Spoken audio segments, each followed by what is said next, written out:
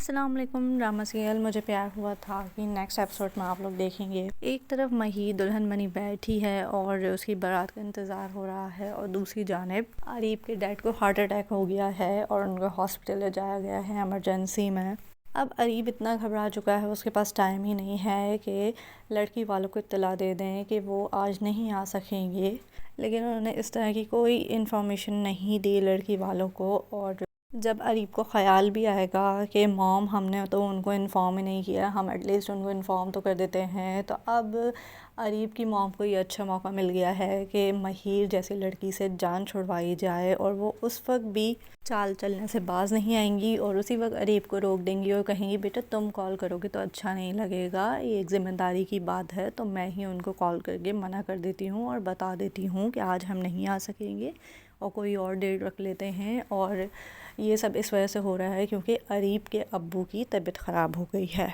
अब अरीब इतना परेशान होगा कि उसे ये सब सही लगेगा और वो ये फ़ोन करने की ज़िम्मेदारी अपनी मॉम के ऊपर डाल के डैड के पास चला जाएगा। अब अगले ही लम्हे अरीब की मॉम मही के घर पे फ़ोन करेंगी और वहाँ पे साफ़ इनकार कर देंगी और कहेंगी कि तुम लोगों को क्या लगता है कि मेरा बेटा तुम्हारी बेटी से शादी कर लेगा? मेरा बेटा तो तुम्हारी बेटी से बात करना भी पसंद नहीं करता। और ये भी कहेंगी कि हाँ, ये उसकी नादानी थी कि उसने इस तरह की हरकत करी कि तुम्हारी बेटी को पसंद कर लिया, लेकिन अब वो समझ गया है कि वो सिर्फ़ एक दिल लगी थी और बहुत जल्द उसकी मैं दूसरी जगह शादी करने वाली हूँ और हम कोई बारात नहीं लेकर आएंगे, हमारा इंतज़ार करने की ज़रूरत नहीं है। अब मही के घर पे सब परेशान होंगे, ख़ासकर मही के बाबा, उनकी तो हालत ही ख़राब हो रही होगी बारात का इंतज़ार कर कर के। अब मही की अम्मी का मुंह नहीं पड़ेगा कि वो अपने शौहर को ये उस औरत की सारी बातें बता सकें। मही भी काफ़ी डिसहार्ट होगी और अपनी मॉम से कह रही होगी कि मैंने आपको कहा था ना कि रियल लाइफ में कोई शहज़ादा वगैरह नहीं आता, उसने तो मेरी ज़िंदगी का तमाशा बना के रख दिया है। कभी कहता है वो मुझसे मोहब्बत करता है और अब आज उसकी माँ ने फ़ोन करके ये सब कहा है कि वो मुझसे शादी नहीं करना चाहता, वो तो मुझसे बात करना भी पसंद नहीं करता। सब मही के बाबा को तसल्लियाँ दे रहे होंगे और कह रहे होंगे कि सब्र करो सब्र करो, तो मही के बाबा एकदम से उठेंगे और कहेंगे कि मेरी बेटी का तो तमाशा ही बन गया, आप देख नहीं रहे लोग कैसे मुस्कुरा रहे हैं, इनको तो मौका मिलना चाहिए। इसी वक्त ही महीर के ताया जो हैं वो ऑफ़र करेंगे कि हम बचाएंगे तुम लोगों की इज़्ज़त, साथ करेगा महीर से शादी। साथ के ऊपर तो ये हुक्म बिजली बन के गिरेगा, वो अब इस सिचुएशन में कर भी क्या सकता है अपने बाप की बात मानने के अलावा। दूसरी जानिब महीर के बारे में जो बातें हो रही हैं कि इसकी तो बारात ही नहीं आई, जो लड़कियों की बारात नहीं आती उनकी तो कभी शादी भी नहीं होती, और ये अल्फाज महीर की अपनी खाला के थे। तो सोचने वाली बात है, जब खाला इस तरह की बातें कर रही होंगी तो और दूसरे लोग, गैर लोग क्या बातें कर रहे होंगे। अब सास से अपने चचा की और अपनी कज़न की ये बेइज्जती बर्दाश्त नहीं होगी, और वो भी वो कज़न जिससे ये बेपनाह मोहब्बत करता है। खैर, इस सब के लिए वो कुर्बानी देने को तैयार हो जाएगा और निकाह के लिए महीर के पास आके बैठ जाएगा।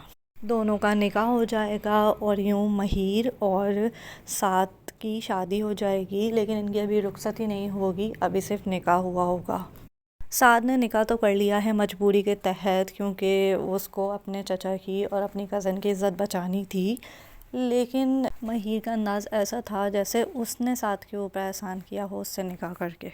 मही को ज़रा भी अंदाज़ा नहीं है कि वो ये सब क्या कर रही है, उसको बिल्कुल भी एहसास नहीं है कि वो साद को कितना हर्ट कर चुकी है। साद का जहन ये सब कबूल करने को तैयार नहीं है और वो सिर्फ़ और सिर्फ अरीब और महीर की बातें सोच रहा है कि महीर किस तरह से अरीब के लिए अपनी आँखों में मोहब्बत की जुगनू जगाए रहती थी और इससे अरीब की तारीफ़ें करती रहती थी। ये सब एकदम से उसको याद आएगा तो साद स्टेज से उठ के चला जाएगा और सब उसको जाता हुआ देखते रहेंगे। अब जब महीर के घर से कोई भी अरीब के बाबा को देखने नहीं पहुंचेगा तो अरीब को भी परेशानी शुरू हो जाएगी कि ना तो महीर की कोई कॉल आई है और ना ही उसके घर से मेरे बाबा को कोई देखने आया है, तो उसको कुछ ना कुछ गड़बड़ लगेगी और वो ज़रूर महीर को फ़ोन करेगा या फिर उसके घर पहुंच जाएगा। तो अब देखना ये है कि अरीब किस तरह जा जा के महीर को तंग करता है और महीर दोबारा अरीब की होने के लिए क्या क्या करती है। अभी तो खैर बहुत से हंगामे बाकी हैं जो महीर के घर पे होंगे, सिर्फ़ और सिर्फ महीर और अरीब की वजह से। इस सब में सबसे ज़्यादा महीर के बाबा और साद हर्ट होंगे, जिसका महीर को ज़रा भी अंदाज़ा नहीं होगा। तो अगर आपको मेरी वीडियो अच्छी लगी हो तो लाइक कीजिएगा और इस चैनल को भी सब्सक्राइब कीजिएगा। Thank you. अल्लाह हाफ़िज़।